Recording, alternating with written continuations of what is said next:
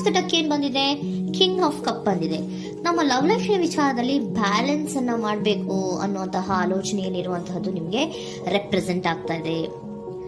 Emotional ಆಗಿ ನೀವು ತುಂಬಾ ಯೋಚನೆಯನ್ನ ಮಾಡ್ತಾ ಇರುವಂತಹದ್ದು, ಒಂದು ಬ್ಯಾಲೆನ್ಸ್ ಇರಬೇಕು, ಒಂದು ರೀತಿಯ ಸ್ಟೇಬಲ್ ಆಗಿರ್ಬೇಕು ನನ್ನ ಲವ್ ಲೈಫು ಅನ್ನುವಂತಹ ಆಲೋಚನೆಯನ್ನ ಮಾಡ್ತಾ ಇರುವಂತಹದ್ದು ರೆಪ್ರೆಸೆಂಟ್ ಆಗ್ತಾ ಇದೆ.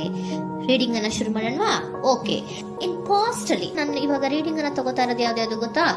ಸೊ ಪಾಸ್ಟ್ ನ ಬಗ್ಗೆ ಮತ್ತೆ ನಿಮ್ಮ ಲವ್ ಲೈಫಿನ ಪಾಸ್ಟ್ ನ ಬಗ್ಗೆ ಅಟ್ ಪ್ರೆಸೆಂಟಿನ ಬಗ್ಗೆ ಹಾಗೇನೆ ಇಮಿಡಿಯೇಟ್ ಫ್ಯೂಚರಿನ ಬಗ್ಗೆ ನಾನು ರೀಡಿಂಗ್ ಅನ್ನ ತಗೋತಾ ಇರೋದು. ಓಕೆನಾ? So bottom of the duck ಅಲ್ಲಿ ಏನಿತ್ತು, so bottom of the duck ನಿಮ್ಗೆ ಏನ್ ಬಂದಿತ್ತು, ಭಾವನಾತ್ಮಕವಾಗಿ ಯೋಚನೆ ಮಾಡುವಂತಹದ್ದು, ಒಂದು ರೀತಿಯ ಸ್ಟೇಬಲ್ ಆಗಿ ಇರಬೇಕು, ಬ್ಯಾಲೆನ್ಸ್ ಅನ್ನ ಮಾಡಬೇಕು ನಮ್ಮ ಲವ್ ಲೈಫಿನಲ್ಲಿ ಅನ್ನುವಂತಹ ಆಲೋಚನೆಯನ್ನ ಮಾಡ್ತಾ ಇರುವಂತಹದ್ದು ಕಿಂಗ್ ಆಫ್ ಕಪ್ಸ್ ನಿಮ್ಮ ಬಾಟಮ್ ಆಫ್ ದ ಡಕ್ ಅಲ್ಲಿ ಬಂದಿತ್ತು. ಅಂದ್ರೆ ನಿಮ್ಮ ಪಾಸ್ಟ್ ನಲ್ಲಿ ಏನಾಗಿತ್ತು, ಸೊ ನೀವು ಬಹಳಷ್ಟು ಯೋಚನೆ ಮಾಡಿನೇ, ನಿಮ್ಮ ಅಂತರಾತ್ಮದ ಮಾತನ್ನ ಕೇಳಿಯೇ ನೀವು ಬಹಳಷ್ಟು ಯೋಚನೆಯನ್ನ ಮಾಡಿ ನೀವು ಕೆಲವೊಂದು ಪ್ರಪೋಸಲ್ ಗಳನ್ನ ಮಾಡಿರೋ, ನಿಮ್ಮ ಲವ್ ಲೈಫಿನ ವಿಚಾರದಲ್ಲಿ ಕೆಲವೊಂದು ಪ್ರಪೋಸಲ್ ಗಳನ್ನ ಮಾಡಿರುವಂತಹದ್ದು ಅಥವಾ ಪ್ರಪೋಸಲ್ ಗಳನ್ನ ನೀವು ಸ್ವೀಕರಿಸಿರುವಂತಹದ್ದು. ಓಕೆನಾ? ಸೊ ಎಮೋಷನಲ್ ಆಗಿ ಏನಾಗಿತ್ತು, ನೀವಿಬ್ರು ಸಮಾಧಾನವಾಗಿ ಇದ್ರಿ, ಸಾಮರಸ್ಯದಿಂದ ಇರ್ತಿತ್ತು, ಮತ್ತೆ ಲವ್ ಲೈಫಿನ ವಿಚಾರದಲ್ಲಿ ಒಂದು ಫುಲ್ಫಿಲ್ಮೆಂಟ್ ಇರ್ತಿತ್ತು. ಹೌದಾ? ನಿಮ್ಮ ಪಾಸ್ಟ್ ನಲ್ಲಿ ಬಹಳಷ್ಟು ಯೋಚನೆ ಮಾಡಿಯೇ ಕೆಲವೊಂದು ಫುಲ್ಫಿಲ್ಮೆಂಟ್ ಗಳು ಇರುತ್ತೆ ಅನ್ನುವಂತಹ ಆಲೋಚನೆಯನ್ನು ಮಾಡಿಯೇ ನೀವು ಕೆಲವೊಂದು ಪ್ರಪೋಸಲ್ ಗಳನ್ನ ಮಾಡಿರುವಂತಹದ್ದು ಅಥವಾ ಪ್ರಪೋಸಲ್ ಗಳನ್ನ ನೀವು ಸ್ವೀಕರಿಸಿರುವಂತಹದ್ದು ನಿಮ್ಮ ಲವ್ ಲೈಫಿನ ವಿಚಾರದಲ್ಲಿ ರೆಪ್ರೆಸೆಂಟ್ ಆಗ್ತಾ ಇದೆ. ಆದ್ರೆ ಅಟ್ ದ ಪ್ರೆಸೆಂಟ್ ನಲ್ಲಿ ಏನಾಗ್ತಾ ಇದೆ, ಅಟ್ ದ ಪ್ರೆಸೆಂಟ್ ನಲ್ಲಿ ನೀವ್ ಯಾಕೋ ಆಲೋಚನೆಯನ್ನ ಮಾಡ್ತಾ ಇರುವಂತಹದ್ದು ರೆಪ್ರೆಸೆಂಟ್ ಆಗ್ತಾ ಇದೆ ನಿಮ್ಮ ಲವ್ ಲೈಫಿನ ವಿಚಾರವಾಗಿ. ನೋಡಿ, 7 ಆಫ್ ಪೆಂಟಿಕಲ್ಸ್ ಬಂದಿದೆ. ಸೊ 7 ಆಫ್ ಪೆಂಟಿಕಲ್ಸ್ ಏನನ್ನ ರೆಪ್ರೆಸೆಂಟ್ ಮಾಡುತ್ತೆ, ಪೀರಿಯಡ್ ಆಫ್ ಕಾಂಟೆಂಪ್ಲೇಷನ್, ಏನೋ ಒಂದು ಯೋಚನೆಯನ್ನ ಮಾಡ್ತಾ ಇರುವಂತಹದ್ದು ನಿಮಗೆ ರೆಪ್ರೆಸೆಂಟ್ ಆಗ್ತಾ ಇದೆ. ಯಾಕೋ ನನ್ನ ಲವ್ ಲೈಫಿನಲ್ಲಿ ಮುಂದೆ ಮುಂದೆ ಹೋಗ್ತಾ ಇಲ್ವಲ್ಲ, ಏನಿದು ಇಷ್ಟು ಸ್ಲೋ ಪ್ರೋಗ್ರೆಸ್ ಅಲ್ಲ ಅನ್ನುವಂತಹ ಆಲೋಚನೆಯನ್ನ ನೀವು ಮಾಡ್ತಾ ಇರುವಂತಹದ್ದು ರೆಪ್ರೆಸೆಂಟ್ ಆಗ್ತಾ ಇದೆ. ಲಾಂಗ್ ಟರ್ಮಿನ ವ್ಯೂಸಿನ ಬಗ್ಗೆ ನೀವು ಹೆಚ್ಚು ಗಮನವನ್ನ ಕೊಡ್ತಾ ಇದ್ದೀರಾ. ಸೊ ನಮ್ಮ ಲವ್ ಲೈಫ್ ಏನೋದು ಲಾಂಗ್ ಟರ್ಮಿನಲ್ಲಿ ಕೂಡ ನಮಗೆ ಚೆನ್ನಾಗಿರ್ಬೇಕು. ಆದ್ರೆ ಯಾಕೆ ಏನೋ ಒಂದು ರೀತಿಯ ಪ್ರೋಗ್ರೆಸ್ ಇಲ್ವಲ್ಲ ಲವ್ ಲೈಫಿನಲ್ಲಿ, ಒಂದು ರೀತಿಯ ಖುಷಿ, ಸಂತೋಷ, ಸಮಾಧಾನ ಯಾಕಿಲ್ಲ ಅನ್ನುವಂತಹ ಆಲೋಚನೆಯನ್ನ ಮಾಡ್ತಾ ಇರುವಂತಹದ್ದು ಅಟ್ ಪ್ರೆಸೆಂಟ್ ಅಲ್ಲಿ ರೆಪ್ರೆಸೆಂಟ್ ಆಗ್ತಾ ಇದೆ. ಯಾಕೆ ಹಾಗೆ ರೆಪ್ರೆಸೆಂಟ್ ಆಗ್ತಾ ಇದೆ ಅಂದ್ರೆ ನೋಡಿ, devil card and 8 of cups. Devil card ಯಾಕೆ ರೆಪ್ರೆಸೆಂಟ್ ಆಗಿದೆ, ಅಡಿಕ್ಷನ್. ನೀವು ಅವ್ರನ್ನ ತುಂಬಾ ಅಡಿಕ್ಟ್ ಆಗ್ಬಿಟ್ಟಿದ್ದೀರಾ, ಅಂದ್ರೆ ಅವ್ರನ್ನ ತುಂಬಾ ಹಚ್ಕೊಂಡ್ಬಿಟ್ಟಿದ್ದೀರಾ, ನಿಮ್ಗೆ ಅವ್ರನ್ನ ಬಿಟ್ಟಿರಕ್ ಆಗೋದಿಲ್ಲ. ಸೊ ನೀವು ಅವ್ರಿಗೆ ಅವಲಂಬನೆ ಆಗಿರುವಂತಹದ್ದು, ನಿಮ್ಮ ಲವ್ ಲೈಫಿನ ವಿಚಾರದಲ್ಲಿ ನಿಮ್ಮ ಪರ್ಸನ್ಗೆ ನೀವು ತುಂಬಾ ಅಡಿಕ್ಟ್ ಆಗಿರುವಂತಹದ್ದು, ತುಂಬಾ ಪ್ರೀತಿಸುವಂತಹದ್ದು, ಒಂದು ನಿಮಿಷನೂ ಕೂಡ ಬಿಟ್ಟಿರೋದಿಲ್ವೇನೋ ಅನ್ನುವಂತಹ ರೀತಿಯಲ್ಲಿ ನೀವು ತುಂಬಾ ಅಡಿಕ್ಟ್ ಆಗಿರುವಂತಹದ್ದು ರೆಪ್ರೆಸೆಂಟ್ ಆಗ್ತಾ ಇದೆ. ಸೊ ಆ ಕಾರಣವಾಗಿಯೇ ನೀವು ಯೋಚನೆಯನ್ನ ಮಾಡ್ತಾ ಇದ್ದೀರಾ. ಸೊ ಯಾವುದೇ ಲವ್ ಲೈಫಿನಲ್ಲಿ ಯಾವುದೇ ರೀತಿಯ ಮುಂದುವರಿಕೆ ಕಾಣ್ತಾ ಇಲ್ವಲ್ಲ, ಏನಾಗ್ಬಹುದು, ಏನಾದ್ರೂ ನಾನು ಪ್ರೀತಿಯನ್ನ ಬಿಟ್ಟು ಮುಂದೆ ಹೋಗ್ಬೇಕಾಗುತ್ತಾ ಬೇಜಾರಿನಲ್ಲಿ ಅನ್ನುವಂತಹ ಆಲೋಚನೆಯನ್ನ ಮಾಡ್ತಾ ಇರುವಂತಹದ್ದು ಅಟ್ ಪ್ರೆಸೆಂಟಿನಲ್ಲಿ ರೆಪ್ರೆಸೆಂಟ್ ಆಗ್ತಾ ಇದೆ.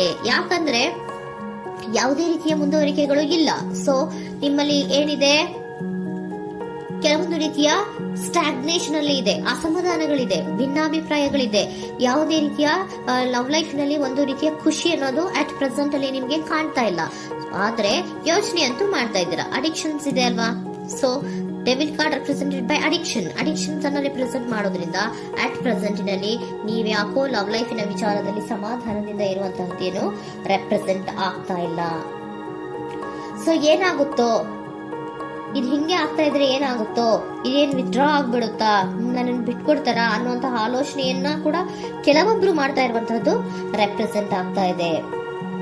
Next, in the near future ಅಲ್ಲಿ ಅಥವಾ ಇಮಿಡಿಯೇಟ್ ಫ್ಯೂಚರ್, ಇದು 1 ಮಂತಿನ ರೀಡಿಂಗ್ ಅಷ್ಟೇ, ಇನ್ನು ಲೈಫ್ ಲಾಂಗ್ ಇನ ರೀಡಿಂಗ್ ಅಲ್ಲ. ಓಕೆನಾ?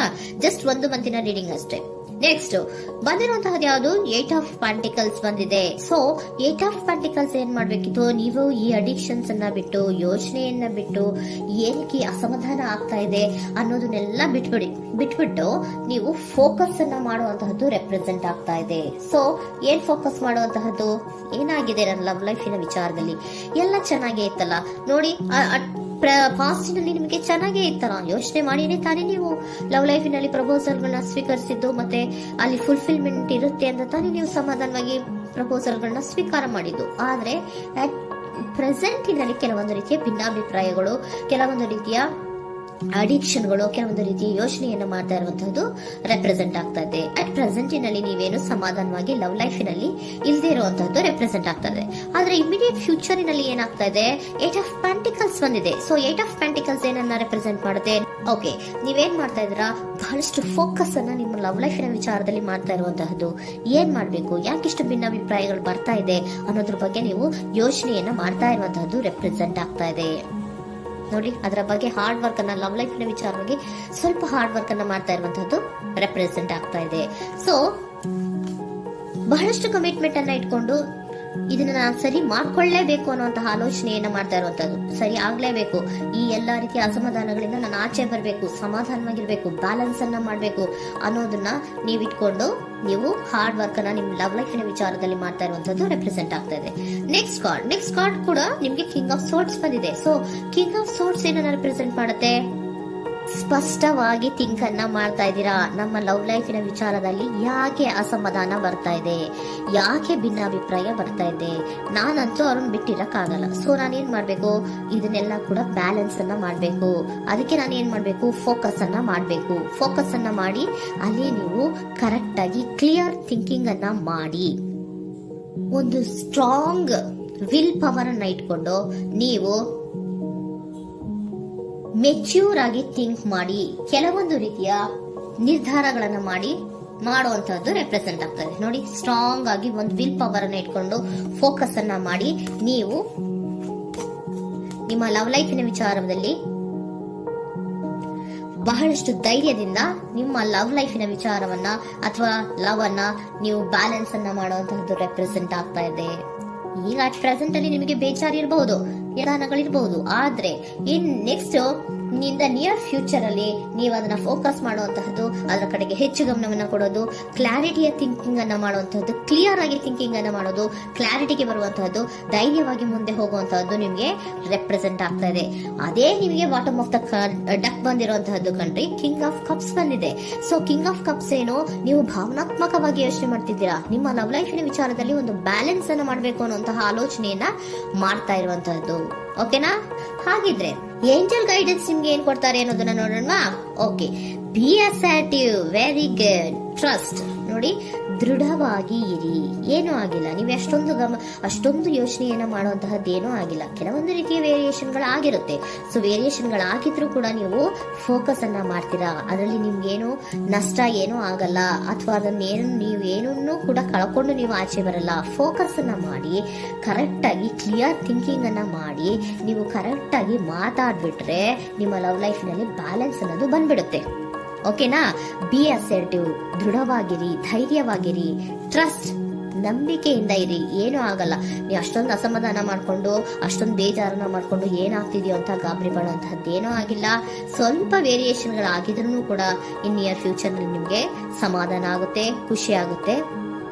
ನಿಮ್ ಲವ್ ಲೈಫಿನ ವಿಚಾರದಲ್ಲಿ ಕೆಲವೊಂದು ಬ್ಯಾಲೆನ್ಸ್ ಗಳನ್ನ ಮಾಡ್ತೀರಾ.